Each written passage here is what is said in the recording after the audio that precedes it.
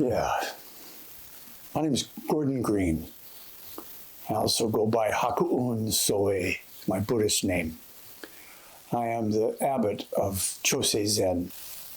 Today I'm reading the introductory chapter from a recent collection we made of essays on Shugyo. So the work is called Commentaries on Shugyo.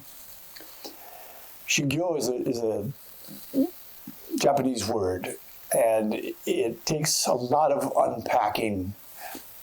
The concept doesn't easily exist in North American culture, but it's certainly embedded in Japanese culture, which is how it came to be part of our Chosei Zen training. But because it is a difficult conversation or concept, I find that there's a tendency for people to somewhat trivialize it. They think that any hard training is Shugyo, and that's not true. It's not. It has a very sort of specialized meaning. So I'm going to be reading this introduction and encourage you, if you're interested, to go ahead and get a copy so you can see more in an amplified fashion what it is that I'm talking about. So it starts like this. I'm pulling on a thread here, a tender one. I don't have an outline. I don't have a conclusion. I'm exploring. I'm not teaching. But I have my experience to draw upon. There was a brief email from Roshi sent a few days ago that held the thread that I'm beginning to tug on. And here's what he wrote. I really like your New Year's message. It brought memories of Tenor Roshi's teaching that we need to learn to disappear. You say, meaning me, Gordon, that Kan arises when no particular person is present. So beautiful and deep. Learning to disappear is so simple in concept, but so difficult to attain, and not possible without Shugyo. So there was that phrase, kan. Again, that's a Japanese word that has a lot of meaning in our Zen training, has to do with sort of a deep form of intuition. So that deep form of intuition is not available without training in Shugyo. Reading on. He was quoting me when he wrote, Kan arises when no particular person is present. But I have no memory of writing that sentence. It too simply arose. So where does this narrow thread lead? Somewhere toward Roshi's phrase, not possible without Shugyo.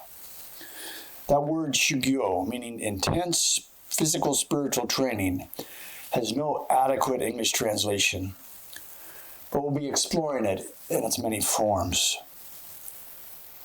So to start, here's the Chinese horse master, Bao Le, speaking long ago in a story often told by Tenor Roshi.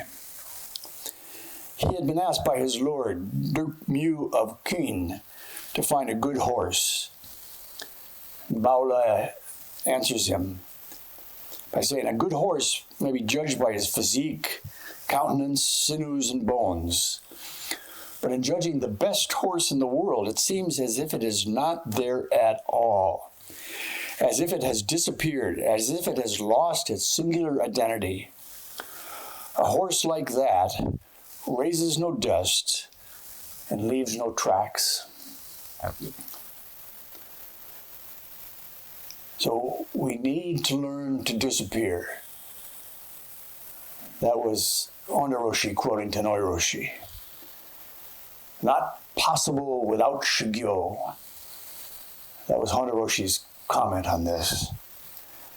And then from Bao Le, we heard, a horse like that raises no dust and leaves no tracks. You see the problem that I face here. The experience of Shugyo leads to disappearance. Nothing you can touch, taste, describe. But it's an experience that creates a powerful force in the world, a dark energy. It's the energy behind the Japanese aphorism Tori Seikei, which we translated as peach plum, a road is made, a phrase that appeared in the New Year's essay that Honda Roshi was responding to. So, why is Shugyo so important within Chosei Zen? The answer is that Tenno Roshi himself wanted to bring this concept to the West. And evidence for this comes from a dialogue that comes from the former abbot of Chozenji in Hawaii, Hosogawa Roshi, who wrote a biography of Omori Roshi. In this dialogue, Tenno Roshi starts, he says, "I have a request to make of you." And his teacher, Omori Roshi, answered, "What is it?" Tenno Roshi said, "Give me your life for 5 years." Omori Roshi asked, "For what reason?" Tenno Roshi answered him, "There are many reasons," I explained to him, "but basically it is to introduce Shugyo to the West." That encounter led to Omori Roshi's travel from Japan to Hawaii for 5 years and his participation in many sesshin there. This was the first step in introducing Shugyo to the West, meaning to us. It is our job now to introduce Shugyo in our homelands, and that's why it appears in the Chosei Zen canon that you saw at the beginning of this collection of stories. Here's what's difficult, uncomfortable about this work. It's this intimate link between Shugyo and death that we have inherited through our lineage of training. Culturally, awareness of death has a very different meaning in North America and Europe than it has in Japan. And we need to explore this. In his book, Zen and Japanese Culture, D.T. Suzuki describes many examples of the ways in which the intensity of training, namely Shugyo, is linked to death. Suzuki writes, "When one is resolved to die, that is, when the thought of death is wiped off the field of consciousness, there arises something in it, or rather, apparently from the outside of it, the presence of which one has never been aware of. And when the strange presence begins to direct one's activities in an instinctual manner, wonders are achieved. These wonders are called myo, is the Japanese word.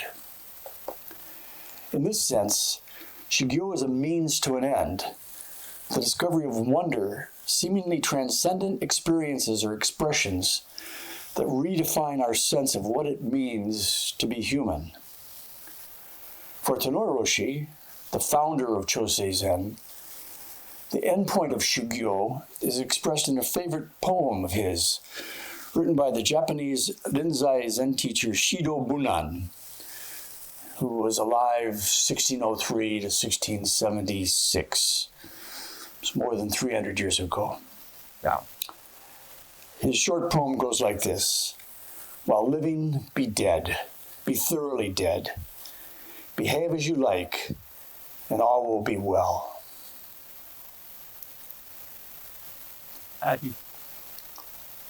We can do a whole talk about this poem. It's got just about everything of our training embedded in just that short phrase. But I'm going to leave that for another time. But this is something worth chewing on. What in the world does it mean? And you can notice the affinity of that poem with the phrase written on the scroll you see on the cover of our commentaries on Shugyo. Yamaoka Teshu was a noted samurai Zen man, calligrapher of 19th century Japan. And it shows that there's a skull at the bottom of this scroll, and there's an inscribed phrase that goes with it, where it says, "There is nothing more celebratory than this!" Exclamation mark. The skull there resting on the ground. So how do we make sense of this, and how does this lead us to Tenno Roshi's sword that gives life, that appears in the Chosei Zen canon? That's the question at the heart of this collection of commentaries on Shugyo. Later, we'll see Roshi's own essay on Shugyo, but we need to do some more work before we can counter that. We'll start with some examples of the experience of Shugyo. I'll use these commentaries the way we do studying sutras, such as the Diamond Sutra or Furochi Shinmyo-doku. Using this approach, I bring my experience, I lay it up beside the text, and I ask, how can my training go deeper so that my experience can begin to match the text? But I have to note two cautions when people study in this fashion. The most common problem is that people bring the text down to their level. They are so intent on understanding it through their own experiences that they tend to trivialize what's being expressed. But the other problem is that they simply place these stories on a pedestal. They think that these are stories written by a hero or a saint or a Buddha. They describe something to be idealized.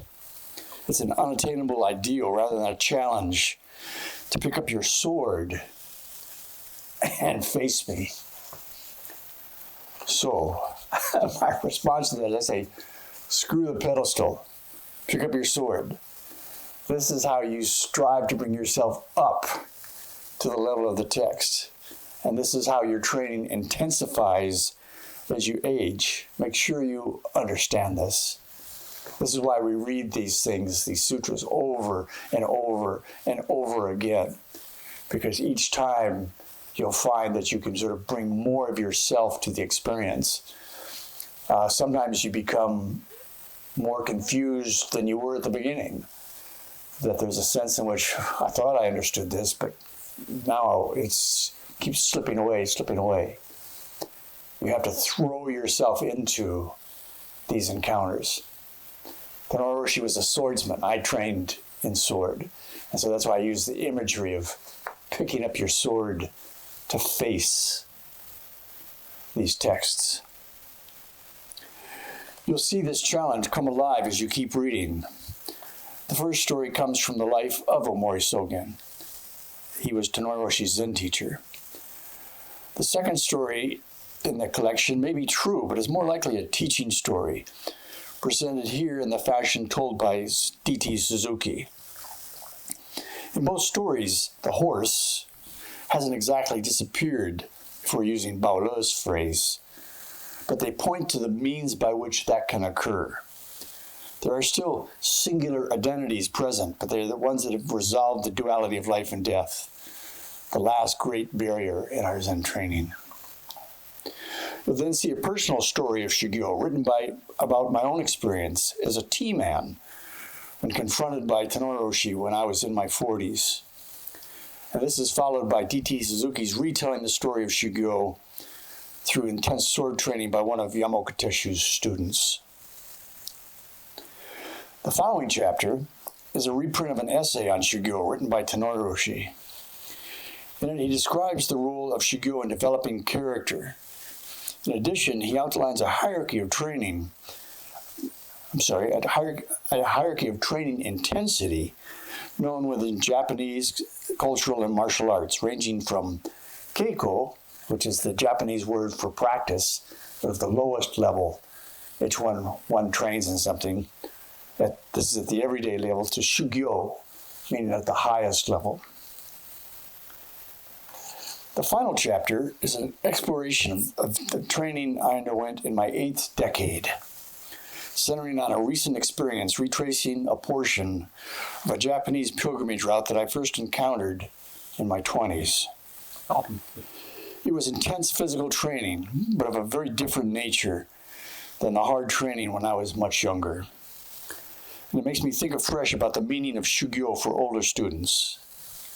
So, let's get into the discussion that follows.